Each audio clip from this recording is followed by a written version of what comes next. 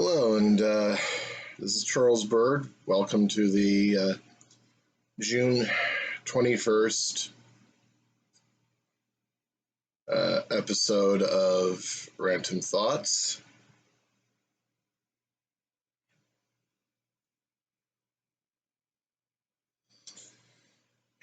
Yes, yesterday was the fourth anniversary of my 39th birthday. Used it to raise a little bit of money for a worthy cause on Facebook. Dogsbite.org is an advocacy group for victims of vicious dog attacks, and and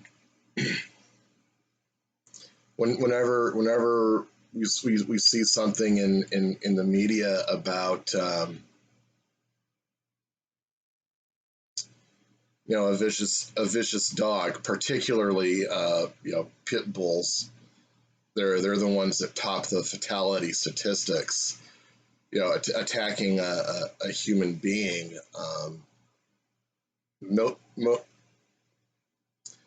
Nobody seems to speak for the victim. The toddler in the front yard mauled. Or the man literally, bleeding out from wounds sustained from a dog attack when he tried to rescue his senior citizen mother, which was something that happened here in Modesto a few years ago. I mean, nobody seems to be speaking for them, and dogsbite.org, they are the voice of those people.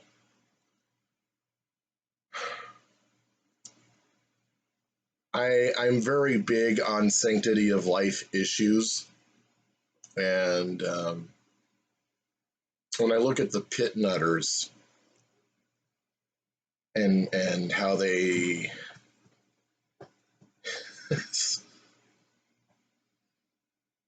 how they rush to blame the victim, it's just a sign to me that society is valuing life less, human life less. And if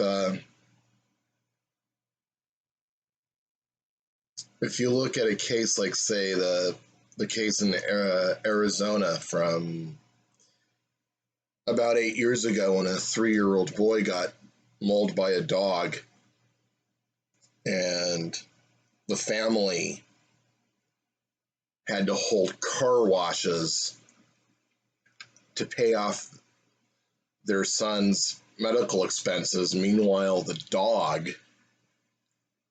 gets to go through an appeals process, gets a legal team, and his own little suite at the kennel.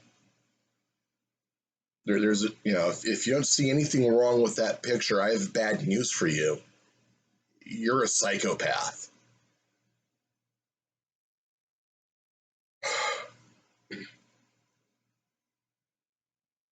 But I got to raise a little bit of money for a worthy cause yesterday.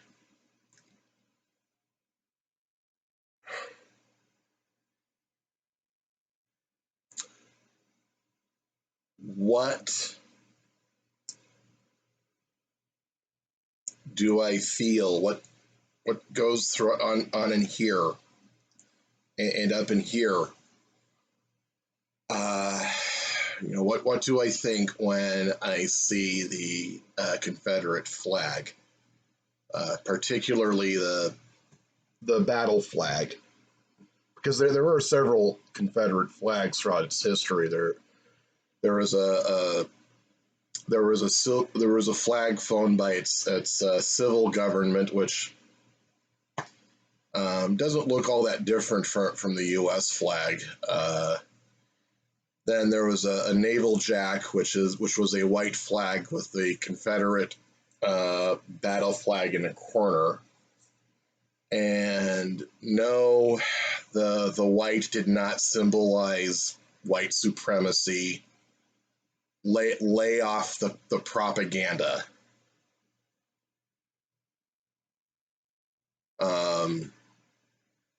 Then you had, of course, the Bonnie Blue flag, which had a single white star against a blue field. And then there was a blue circle against a blue field that Patrick Cleburne's men flew. And then there was the Trans-Mississippi colors, which is the battle flag with the reversed colors, which I've seen for some reason or other increase in popularity in the flagger, heritage community. But I'm speaking specifically about the battle flag, the one that we're all familiar with, the one that's painted on the roof of the General Lee and the Dukes of Hazzard, the one that we see on old Lynyrd Skynyrd album covers. That flag. What do I think when I see it? Well, I think of the men who fought under that banner. Not because they hated who and what was in front of them, but because they loved who and what was behind them. Forget what you've been told about what the Civil War has been all about. Lay aside the contemporary politics of it and the modern day politics of it, and just look at the bottom line of why they were there. From General Lee all the way down to the drummer boys, and Quantrill and Anderson and the guerrillas and the irregulars. They were there to protect their homes, to protect their families from an invading army. That was the bottom line. That was why they did that. And protect their homes and families, they did for 4 long years until all hope was lost.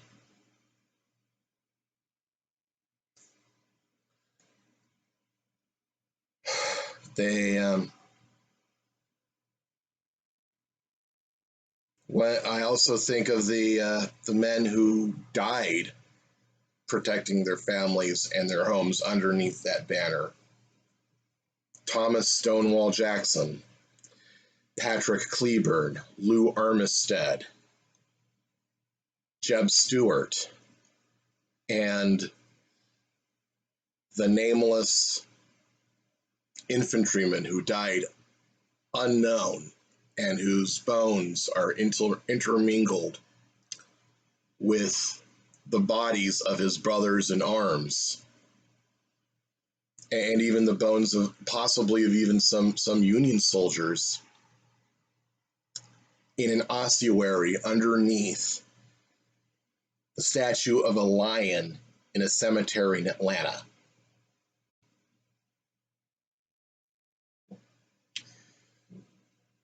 These men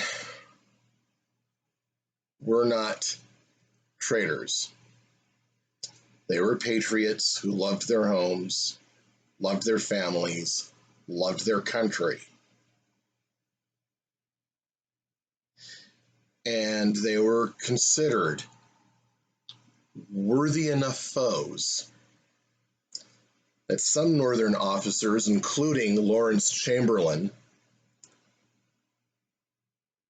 hero of Little Round Top at Gettysburg, ordered their men to salute them as they marched home after surrender. And just because they lost the war did not mean that they were total, losers in life. They were far better men than some soy boy who wears a Feel the Burn, T-shirt,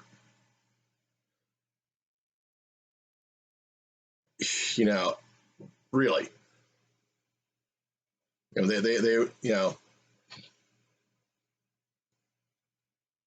They were heroes. They were patriots.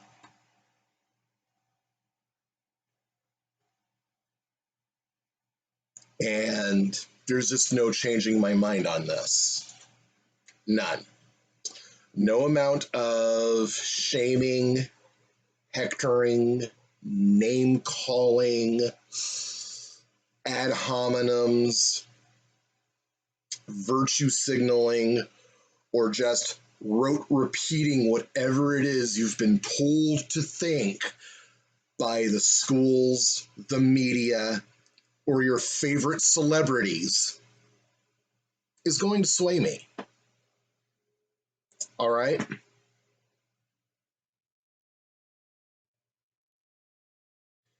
Yeah. And grunting the F word and throwing around baseless racism accusations, that's not going to work on me either. Those magic words have no effect on me. They are not going to work on me.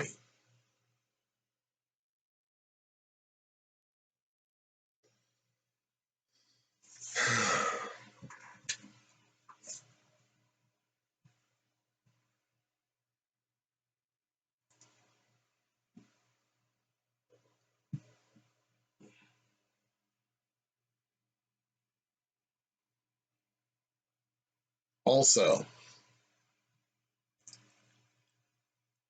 people who are the ideological descendants of Julius and Ethel Rosenberg and Gus Hall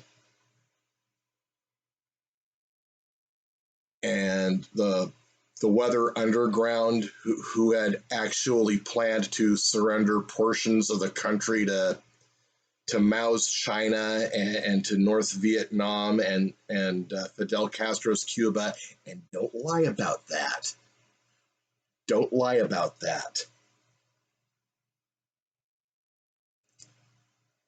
And people who rooted for the Soviets to win the Cold War, they have no business calling the Confederate heroes traitors or anyone else traitors. None.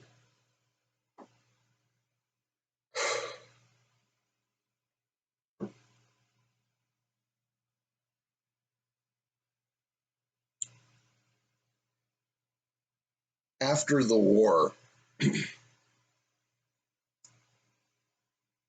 winners, of course, assumed the privilege of writing the history. The Yankee propagandists, and when I say Yankee, I'm referring to Northerners, and specifically Northerners from the New England states, Maine, Massachusetts, Vermont, New Hampshire,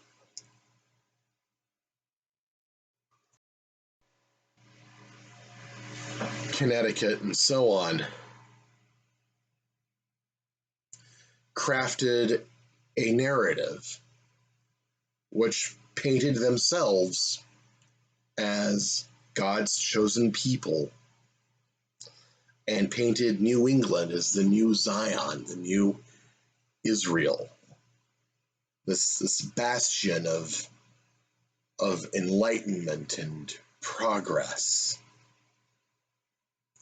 and portrayed everyone else, not just Southerners, both white and black, but also people in the mid-Atlantic states, the people going out west and settling there, and the Indians as well, as benighted, ignorant, illiterate peasants who need to be taught how to think.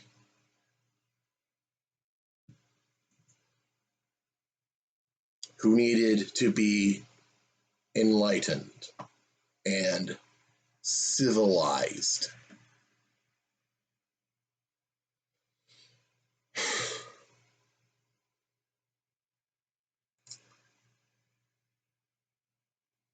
Thing is, though, is that one can easily go back and debunk that whole narrative. For instance, in the antebellum, that is the pre-war period in the North, you had northern states enacting what were called vagrancy laws.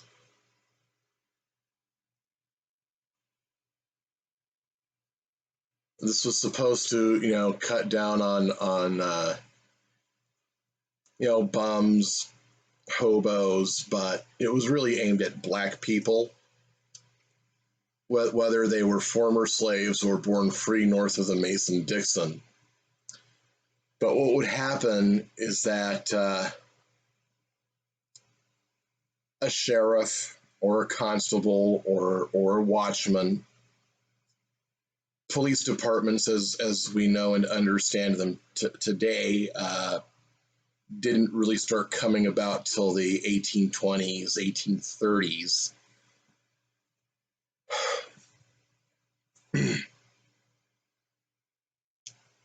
What would happen was that these lawmen could stop a black man who they thought was in the wrong place, and if that black man didn't have more than $3 on his person, then he would be arrested and jailed in lieu of a fine.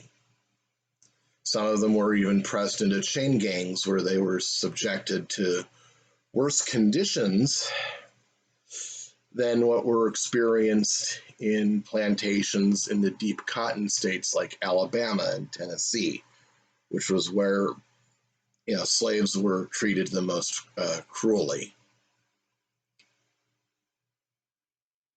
That's something that never gets talked about. During the war, President Jefferson Davis, his administration, was the first presidential administration, first American administration, to have had both a Jew and a Catholic at the same time in his cabinet. What were the North's attitudes towards Jews and Catholics? Well, in 1834, a convent was burned down in Boston, Massachusetts. Among the crowd was Lyman Beecher.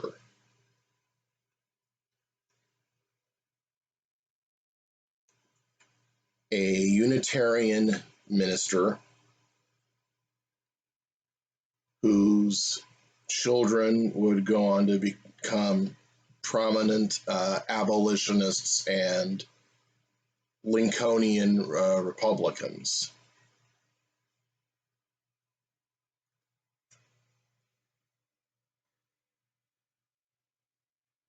As the building was being razed to the ground with fire, he was leading the crowd in chants and singing hymns.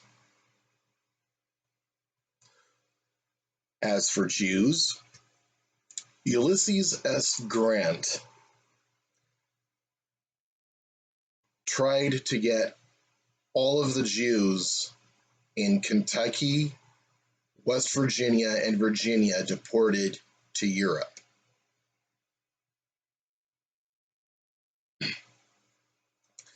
Abraham Lincoln stopped him from doing so.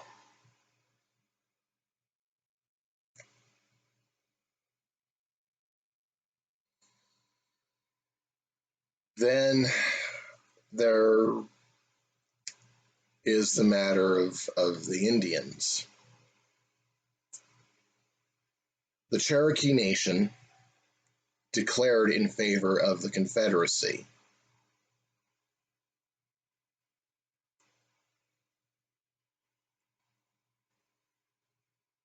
Cherokee Braves wore the gray and butternut uniforms proudly. Stand-Watie, a chieftain, was a Confederate general.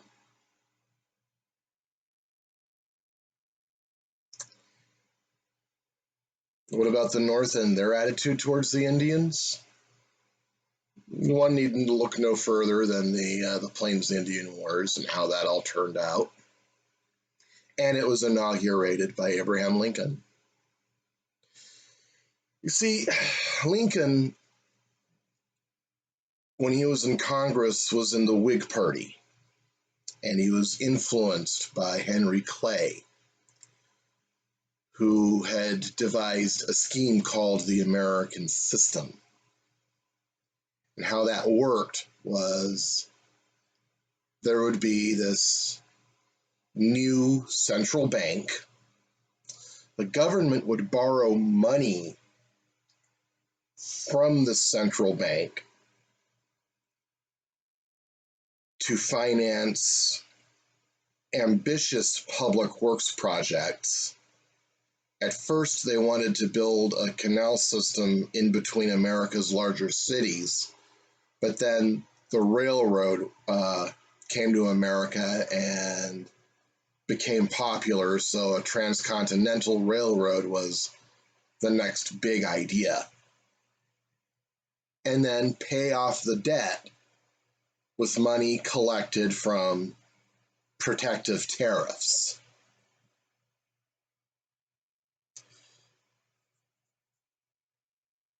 Secession.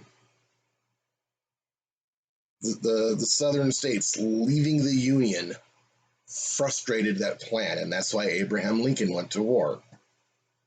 But had not the war happened, what Lincoln would have done was he would have created that central bank that had been destroyed by Andrew Jackson decades before, so he could borrow money, build a transcontinental railroad, and he was planning to subjugate and enslave the Plains Indian nations and put them to work on the construction of the railroad. You heard that right. Benevolent, wise, munificent, infallible Father Abraham planned on enslaving the Indians, and that's something that's never talked about, because again, that screws up with the whole narrative of the Yankees being the saviors of America and Abraham Lincoln being the 19th century Moses. But after the war ended, they got back to business. Much of the Midwest was taken from the Plains nations in violation of treaty. Though it really ought to be noted that the Cheyenne and Sioux nations weren't total innocents in this.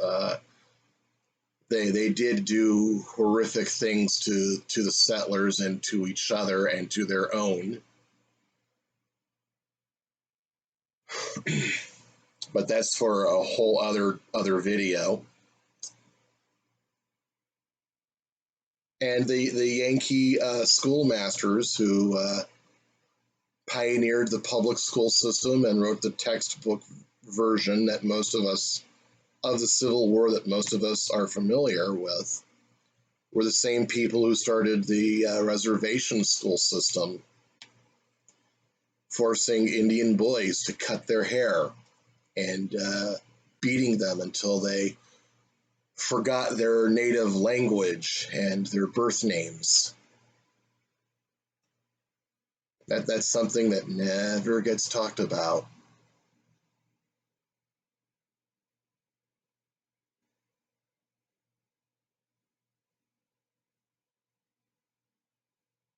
So you see, the lost cause isn't the myth.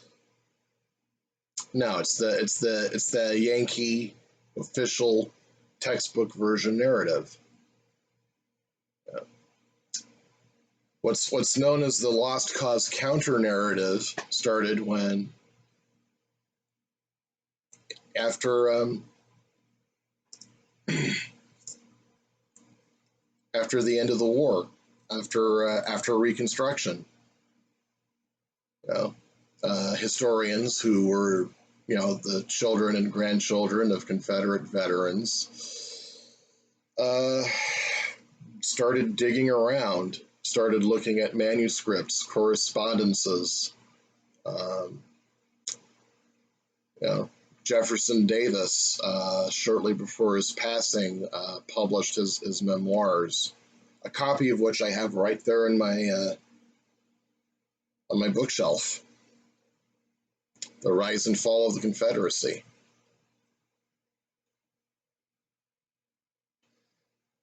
And so they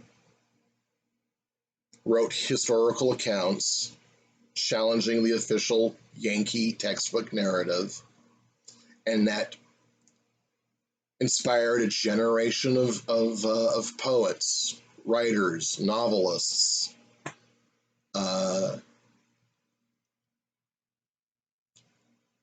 writing epic poems, novels, plays, some of them adapted to film and television, telling the real story. And that's how we get Gone with the Wind, The Outlaw Josie Wales, Gods and Generals.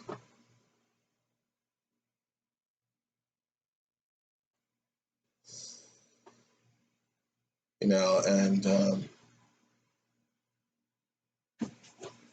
before we move on to what's next, I'm going to address the elephant in the room: slavery.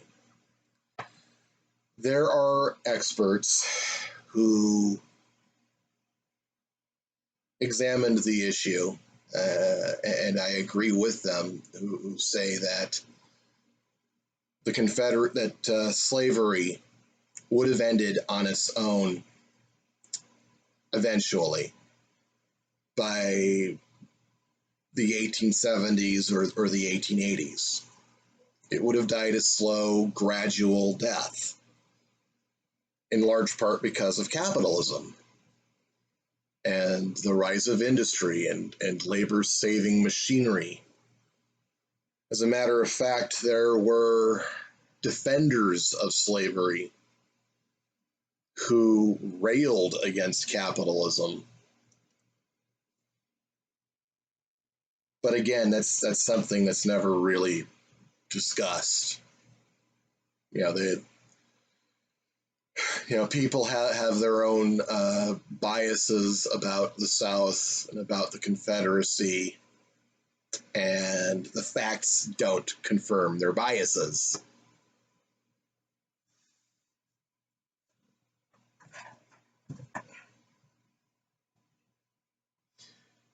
Now, why am I getting into all of this? Well, the riots, the destruction of monuments.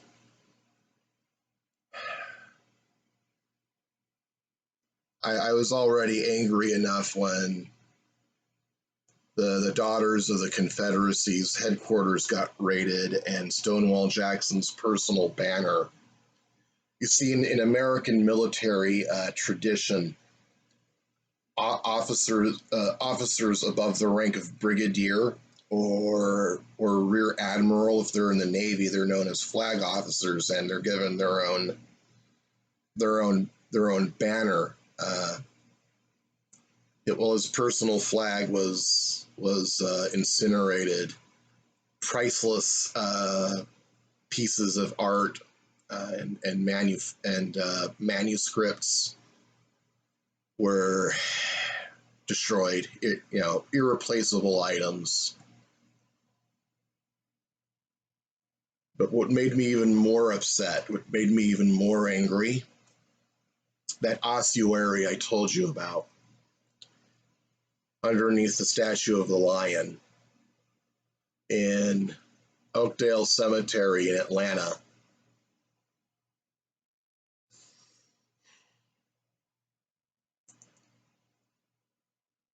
Parts of its face has been chipped away. It's been covered in graffiti, spray paint, house paint, feces, and the grave of the 3,000 men underneath that statue has been urinated on and defecated on.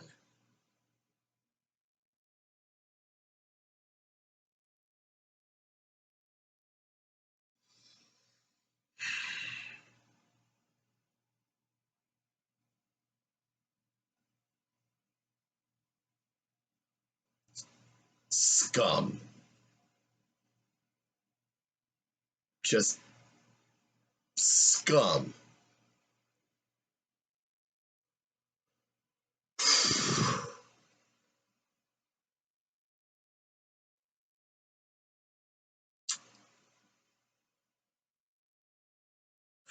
I'd gotten into an argument with some snotty little teenager who said that the founding fathers were mostly oligarchs. And I said, look, you're talking like your typical brainwashed public school, product. And then she started, like it was some kind of pre-programmed response, because I've been into this argument with other people before, including my cousin Jimbo, where they say, no, they drill patriotism into us, blah blah blah. That is a lie. All right. Schools that teach patriotism, schools that teach love of country, do not turn out people who deface monuments and desecrate graves.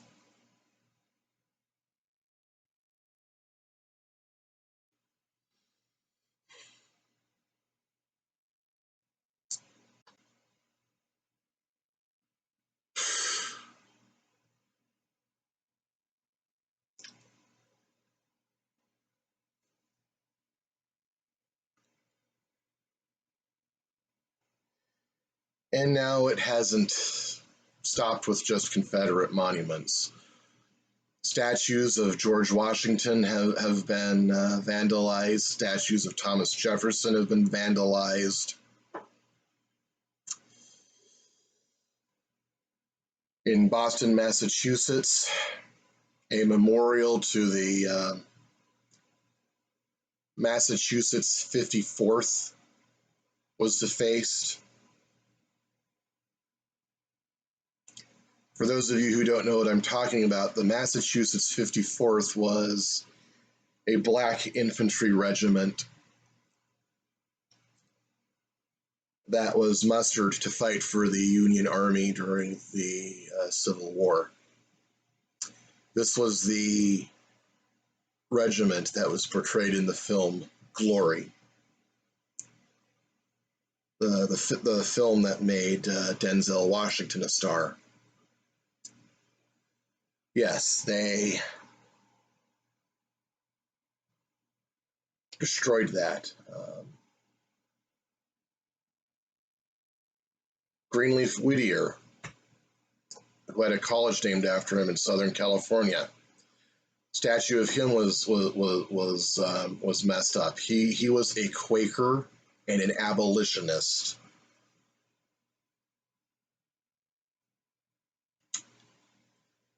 Then in San Francisco, yesterday, a statue of Ulysses S. Grant. Yes, Ulysses S. Grant, who actually defeated the Confederacy, was toppled and vandalized.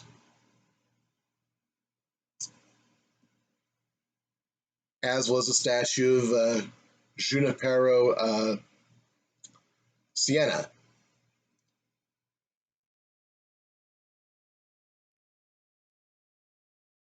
A Catholic friar who planted missions up and down California when it was a colony of Spain, and like many Catholic clergy in the Spanish colonies, spoke out against the mistreatment visited upon the indigenous by the conquistadors. I watched the video of that statue being toppled, and these filthy, human garbage, communist scumbags kicking and spitting and urinating on it. They should be whipped. They should be tied to trees and whipped publicly for doing that. Miguel, and then for good measure they tore down Miguel Cervantes. Yeah, Miguel Cervantes, who wrote Don Quixote. Tore down a statue of him for good measure. Bastards. Filthy, filthy, fatherless bastards.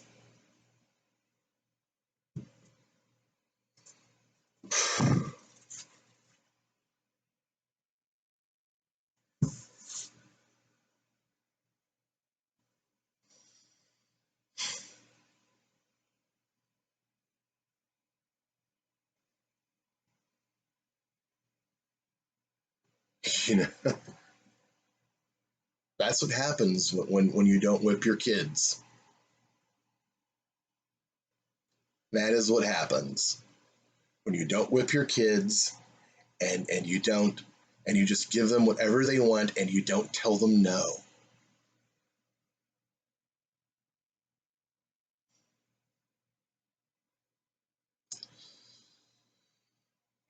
Okay, a couple things I'm going to be leaving down in the couple links I think I'll leave down for you in the video description. Interview with Brion McClanahan by Tom Woods, discussing this whole phenomenon of people taking out their rage on the South over a crime that happened in a northern state. It's a very important conversation. I think it would benefit you to listen to it.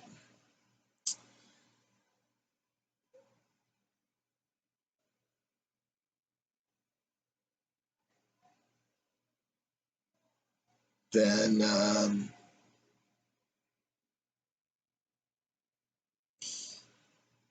there's this piece in the Federalist by a David Marcus,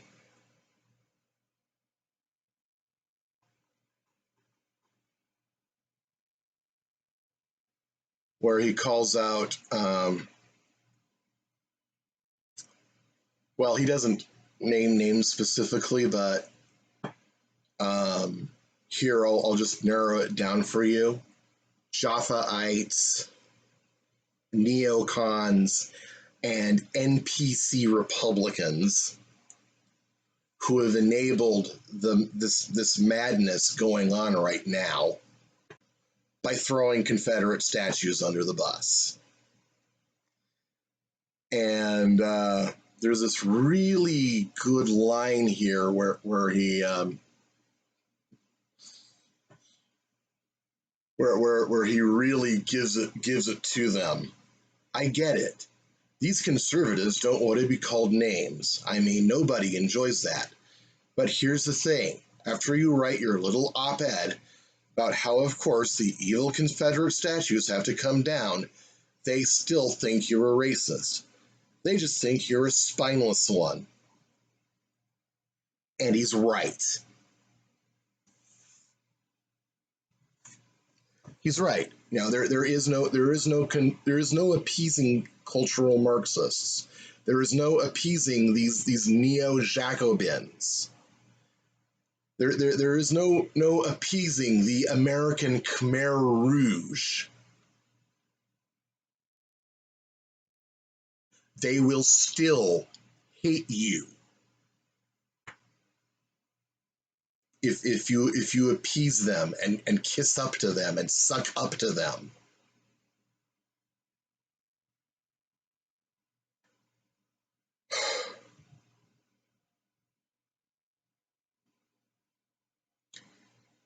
Well, I wish I could end it on a positive note. I'll try to lighten it up next week. Hopefully, things don't go from bad to worse in 7 days.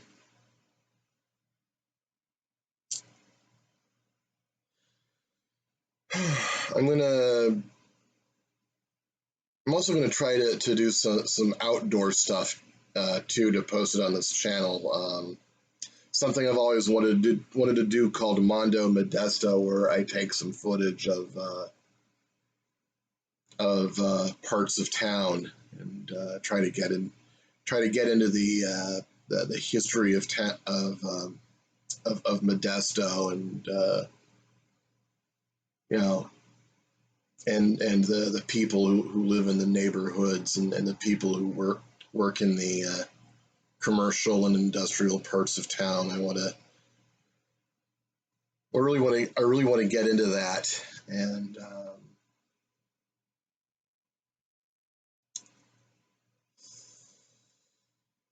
all right. Well, think while it's still legal. Heritage, not hate. Reopen America. Recall Newsom. Vote gold. And I will see you next week.